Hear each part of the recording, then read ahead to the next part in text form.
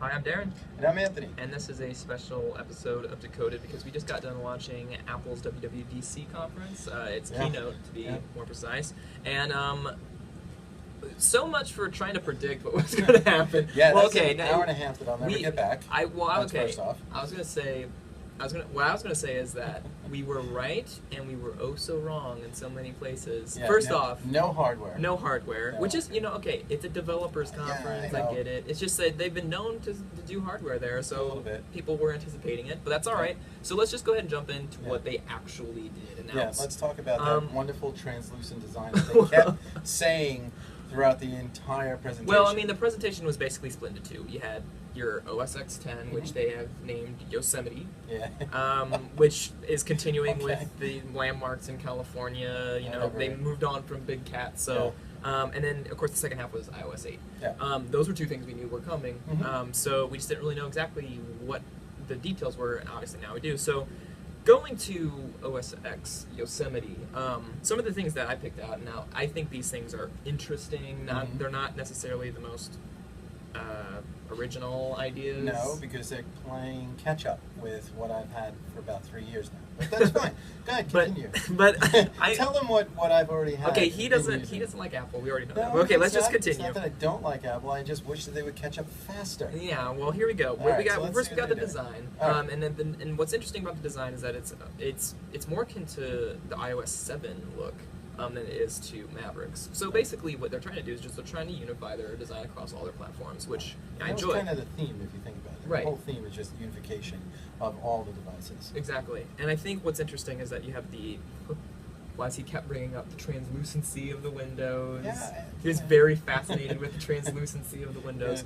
But more than that, I think they really they flatten the icons just like they did with iOS 7. It does look cleaner. It does, and if I think side by side they do look very similar now. Yeah, I like the dark mode that they made.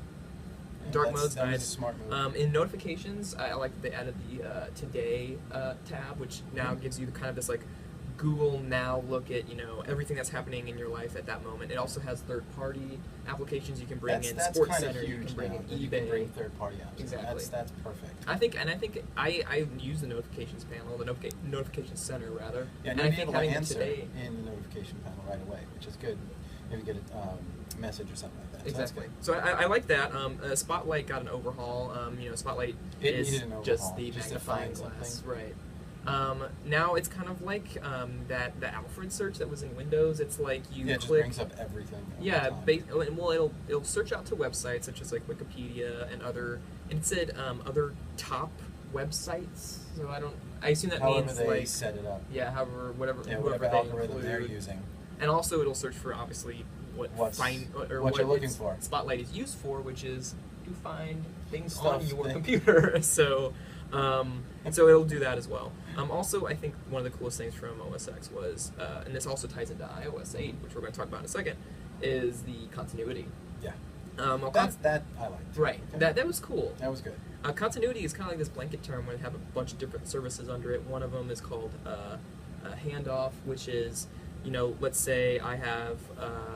Do I have my iPhone on me? I don't. Well, if I had my iPhone on me, you'll be able to jump from device to device. So if I was sending a text on my iPhone, I could be like, oh, I'll just finish it on here, and you can jump into it. That's pretty cool. Yeah. I also liked you can easily set up hotspots when you search for Wi-Fi connection on your computer. Of course, this is all in the Mac ecosystem. But if you're searching on your computer, it'll show your phone. You can connect to it that way. Which is great for everybody, because that sometimes gets a little cumbersome. Right. And in the Messages app, in Mavericks, you could only get your iMessages, which is the text between iPhone to iPhone. So I could not receive your lovely text and on I my Messages app sometimes. It was a travesty. They fixed that. But they fixed that now because you can get SMS in your Messages app. Yes.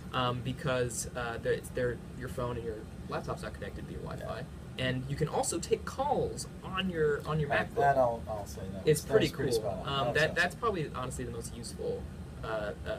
Especially if you leave your phone in the other room while you're working in the other room, and then all of a sudden a phone call you. All right, cool. Yeah, so I think that was a really a great addition to OS X. So moving on to iOS 8, we get the long-awaited third-party keyboards. we can use third-party keyboards now. I won't be seeing people doing this, hopefully, in the future. Right. Maybe they'll get Swipe will probably start doing it. I mean, I've already read a few articles that are saying like third-party developers are already. I mean, it's going to be a land grab. They have to be. Yeah. That's just. How long? All right, yeah. I've been using Swipe for about 4 years now. And they also introduced QuickType, which is of course their proprietary keyboard. It's like a predictive. It still doesn't have predictive Swipe. type. No, it's just predictive. But it's just like a predictive algorithm that helps you. But it also predicts patterns, which I thought was cool. And patterns in your like the way you text. Which I think is, to different people. Now I don't know if they really were I don't know if they really described if you're like you're teaching your keyboard how you type, if those saves across devices, if it saves in the cloud. It said it stayed on the device. So I don't know if you have to be typing on each one. Because I would hate to get like I assume that it won't. I assume that it will. Right. That it'll transfer through all 3 devices. It doesn't make sense for it not to. Well, I would hate to get a still unannounced iPhone 6 and have to relearn how it teaches. Well, hopefully it saves to the cloud, because that was a big feature too. Right. A few other things that they introduced in iOS 8, we have Touch ID is going to be open up to third parties, so you can authenticate, and log into third-party apps. Of course, that's going to be limited to whoever opts into that. But so that's interesting how like it's kind of getting rid of the password and just using your fingerprint. And that I think that also means that the new iPads will have fingerprint scanners in them or ID. Let's see how good they work so far. They're lackluster. Yeah, right.